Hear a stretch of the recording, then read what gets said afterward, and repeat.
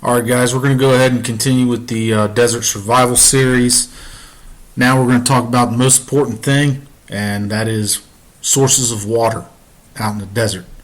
We're going to cover two main topics regarding that. It's going to be your emergency sources of water and then your primary sources of water. Obviously the emergency sources of water are just as it sounds. Sources of water that you could rely on or attempt to exploit in an emergency. It's not necessarily that you'll be able to rely on them, but it's a possible source of water in an emergency if you find yourself out in the desert. And then primary sources of water are going to be if you are, let's say, bugging out in the desert and you're using the desert as a primary location for your residence. The primary sources of water are going to be things that you can rely on long term, not short term. Emergency sources, short term. Primary sources, long term. So now that we've got those topics out of the way, let's go ahead and get into it. Now, your emergency sources of water. Obviously, you never want to go into the desert without adequate supply of water, because you never know when your car is going to break down. You never know if your cell phone is going to lose power or how long you might find yourself in the desert. You need at least 1 gallon of water per day. So if you're traveling through the desert, you need to make sure that you have enough water for yourself and for whoever's with you, because the human body can only go about 3 or 4 days without water. And it also, that also depends on the temperature. So if it's 120 degrees out or hotter than 120 degrees, then you're not going to last very long without the water. Even if you're in the shade, in the shade, the shade in the desert, it could be 110 degrees. So you're still, even if you're in the shade in the desert, it's very, very dangerous. So if you're going through the desert, make sure you have enough water. Okay, make sure you carry enough water with you. So stay out of the sun during the day. That'll help you preserve the water that your body has just a little bit longer. Some of the ways that you can do that is you can dig a hole and put a tarp up over the hole. So when you dig deep down into the earth in the desert, you can it'll be cooler the further down you dig, and that's primarily how the indigenous peoples of this region used to live. They would dig deep holes, sometimes 10-15 feet deep, and that's what they would live in, because they found that it's a lot cooler, a lot more cool deeper down in the earth. And if you're going to work in the desert, make sure you do your work at night, because it's going to be a lot cooler, and you don't have to you don't have to use as much. Your body doesn't need to use as much water at night because it's not going to be as hot. However, if you are planning to live in the desert long term, you actually would want to do the opposite. You want to acclimate your body so that you can work during the day, and that's only if you have enough water to do that. If you have enough water and you ain't got to worry about running out of water, but you live in the desert, you want to make sure you acclimate your body to the temperature. And one of my other videos, the desert bug out video, I explain how you can acclimate your body. So you can go ahead and watch that video. I'll put a link to it up here somewhere in the corner. So now, some signs that there's water nearby. If you see a swarm of flies hovering over one location, that could very well mean that there was a puddle of water there not too long ago. So you want to go find that location. You want to dig down underneath, and see if the ground underneath of it is moist. Then you can take a sponge or you can take a cloth and you can soak up the water from the dirt there inside of your sponge and then squeeze it out. That's one thing you always want to bring with you in the desert, is a sponge, and I'll explain some more reasons why you want to bring a sponge with you further on in this video. If you see birds circling over an area in the desert. Like, let's say you're walking through the desert, you see far off a bunch of birds circling. Obviously, that could mean that there's a corpse, an animal corpse somewhere, but it could also mean that there's a body of water right below them.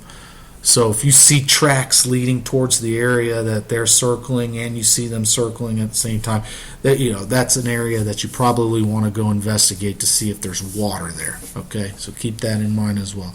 Now, your primary method of getting emergency water out in the desert, if there's no little ponds or puddles or springs or anything, is going to be dehydrating the local plants. Now, an easy way to do this is to carry a bunch of gallon-sized Ziploc bags with you. And basically all you need to do is you just get a bunch of plant material, chop it up real small, put it in the bags, leave it out in the sun. Okay, the moisture the plant material will basically sweat inside of that bag, and it'll condense on the sides and drip down into a puddle, and you'll be able to open the bag and pour it out or drink it. And primarily you want to collect that during the day, so that at night when the sun goes down, you can drink it right before you wake up. 'Cause if you're in an emergency in the desert, you want to ultimately get to the point to where you're sleeping during the day and you're awake at night. You're walking at night, sleeping during the day. But you got to make sure, if you're walking at night, that you get your bearings set and you know exactly where you're going, how far you're going, and there's a lot to it, surviving out in the desert. So you can't just walk out in the middle of the sun and expect to go very far. Anyways, let's talk about prickly pear cactus. The fruit on top of that cactus, the red fruit's called a tuna. The tuna has a lot of water, vitamins, and minerals. Eating one of those is like drinking a Gatorade. It's just not as cold, It's not going to be cold, but it's gonna revive you nevertheless. All the vitamins and minerals that you sweat out, the prickly pear tuna is going to replace those and some. So if you have one of those prickly pear cactus is probably one of the most, if not the most, prolific plant or cactus that grows out there. So learning how to identify that prickly pear cactus is of utmost importance. So you probably want to go ahead and pause this video right now before you continue watching it. Go look up on Google Images or DuckDuckGo Images or whatever. Just type in prickly pear cactus. There's a bunch of different types of prickly pear cactus, but they're all edible. Okay. And they're all good for food and for water, so you can use them you can dehydrate them. You want to cut them up in little chunks if you're going to dehydrate them, but nevertheless, you don't even really need to dehydrate them. You just open them up and just get the little. It's kind of like the texture of like applesauce on the inside. Just doesn't taste as good. So, anyways, learn how to identify prickly pear cactus. Now, you can also get a lot of moisture and water from aloe, so learn how to identify that. The dew. Now, this is a secret that a lot of like the Bedouin monks out there in the desert. This is one of the ways that they get water when they're going on when they used to go on long journeys through the desert. What they would do is they would wait in the middle of the night, probably about 2 or 3 in the morning, when the ground is really cold. The rocks underneath the ground, they get colder than the surface, than the air that's above the surface, and that's a benefit, because if you dig under the ground, you get a couple big rocks and you bring them up to the surface. You make sure you dust them off first, because you got to get the dirt off of them. Anyways, when those rocks are nice, clean, and smooth, the rocks are going to be colder than the ambient temperature above the ground, which causes condensation to collect on the rock. That's if the air has enough moisture in it. So that's how they would collect the dew off of the rocks. They would have a sponge, and then they would sponge up the dew on the rocks, and then squeeze it out into a cup. And you do that a couple of times before the sun comes up, and you might end up getting a good little bit of water before the sun comes up. So, obviously the more surface area that you have, the more water you'll be able to collect. So the more rocks you bring up, the more cold rocks that you bring up from underground, the better. You'll be able to collect more dew that way. But that's only if the air has enough moisture in it. That's only if the dew point is high enough. So, and obviously, you don't want to forget to wipe off the dirt, because then you'll be trying to sponge up a bunch of mud, and you don't want to do that. Now, there is a snail that it can be found in. I don't know if this snail is going to be in North America, but I know that it's in North Africa. Anyways, it's called the Aramina ehrenbergi. It's a snail that you can squish in it, and it's mostly water and a bunch of essential vitamins and minerals that your body needs. You don't even have to really process it. You just squish the thing and put it in a bottle, and you can drink it. And there was quite a bit of research done regarding this snail in the 50s, and they found that a human can survive out in the desert just basically eating half a gallon of these snails a day. And that's actually how a lot of the birds out in the Libyan desert, that's how they survive. They don't get their water anywhere else but from these snails right here. So it's an option. Obviously, not all the snails are the same. You might be in the Mexican desert or in a desert in the United States, and this snail probably doesn't exist here. However, it's something to think about. Let's say you come across a whole bunch of snails and they're full of water. It very well might save your life. There has not been any research regarding American desert snails, but I just want you guys to keep this in mind. It's a possibility. So that's why I put it here for just emergency water source. Now, a lot of the snails that are in the American desert, they can be found in, some of them can be found in the open when the sun's not up. Others, though, they cling to the bottom of rocks to get out of the sun, or they bury themselves underground, and they don't really move that much, because the more they move, the more moisture that evaporates from them. But as I said previously, you need at least a half a gallon of that a day to get you through the day. Now, primary sources of water is not very much, not very many options in the desert, unless you have surface water, or unless you have water below the surface that's not too far below the surface. You could dig a well, and primarily the areas that you want to look for water is going to be along the base of mountains. So at the bottom of mountains is primarily where you're going to want to look. That's where most of the water puddles up, is at the base of a mountain. So base of mountains right here.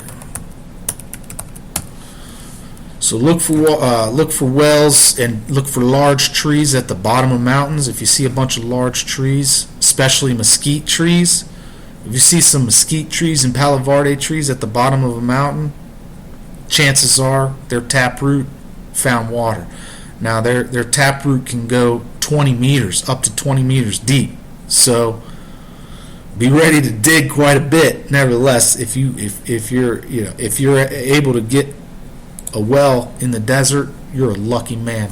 However, rainwater is the primary thing that you want to rely on out in the desert. That's what I drink exclusively out here. And I have access to city water, but I got a family of 3, and we exclusively live off of rainwater. We get enough rain out here. It's not as dry as you might think, And basically all we do is we collect the water off of our roof, off of our rooftop, and then we just filter it with a Berkey. And that's enough. That's enough for us. We eat soup every morning, which we use the rainwater for it.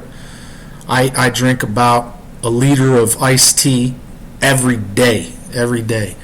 My wife likes to have about a half a liter of her special Asian tea that she makes every day. And then, we use water for just drinking water every day as well. So, guys, we probably go through it at least, I'd say, 2 gallons of water every single day. And our little tank, I'm looking at it right here, it's still full. We get enough water that we catch from the rain. We don't really have to worry about too much. And even then, we got the Rio Grande not too far away from here either. So, but there's also, there's a lot of reservoirs, water reservoirs, city water reservoirs that you can rely on in an emergency. But if you're not able to afford, let's say you're not able to afford a big tank, big water tank, another option for you, and I know it might sound dirty, but trust me, it's an option. Some of those city trash cans, those big plastic city trash cans, if you've got, let's say you don't have a big tank, but you've got a city trash can, or even the trash can that you use inside your house, you can go ahead and just put that over the underneath your roof, and when the water runs off the roof, you can just collect it. You can just collect the runoff straight from your roof, even if you don't have even if you don't have gutters on your roof. You can just, as the water runs off the roof, you can just catch it in trash cans or those big totes. What do you call those? Big plastic totes that you can get from Walmart or Lowe's or Home Depot or whatever. Just trying to give you something to think about out there. Now, a couple things you can rely on out in the desert. These options obviously require electricity, so I wouldn't really rely on them 100%. Nevertheless, it's an option, so I wanted to put them out there. Now, basically, what a dew condenser is, there's a couple different methods you can make these, but ultimately you have to make a dew condenser on your own. Now, the best schematic that I saw had a bunch of copper pipe. Basically, you've got to put copper pipe down in the ground. You got to put an elbow on it. So one copper pipe is straight up and down, and then you want to create some kind of either circle or have a long copper pipe going underground at least a few feet, so that copper pipe radiates the cold temperature of the ground. You got to put the copper pipe deep enough in the ground so that the copper pipe gets cold, because copper radiates the temperature much better than a lot of other materials. That's why you can't really do it with PVC. There's other materials like you could do it with that would fare just as well, like aluminum, but you can't really find aluminum pipes. Show me where you can get aluminum pipes. Anyways, so you get a bunch of copper pipe, you put it deep down in the ground, you cover it with the dirt, you have a large piece of it sticking up out of the ground, you put a fan in there on top, blowing air inside the pipe, and a fan doesn't require much electricity. If you've got one of those Jackery solar power batteries, it'll keep the thing running for a long time. Anyways, you end up having that copper pipe going to a tank, an underground tank or cistern or whatever. It could be just a trash can or whatever. Once the air goes in that copper pipe and it hits the cold walls of the copper pipe underground, the air molecules are going to condense. because obviously air has a dew point, which is the dew point is always a colder temperature than what the air temperature is outside, and the further down you go, the colder the dirt becomes. So the further down you put the copper pipe, the more efficient it's going to be. The problem is you've got to be able to drain that copper pipe into a tank and then be able to get the water out of the tank. So it's something to think about. It's another way you can go about collecting water from the air out in the desert. It's basically just called a dew condenser. A dehumidifier might be an easier route for you if you're not really interested in just making one on your own. It's probably going to cost you a little bit more electricity to run this thing. However, if you got a couple solar panels, you don't need many solar panels.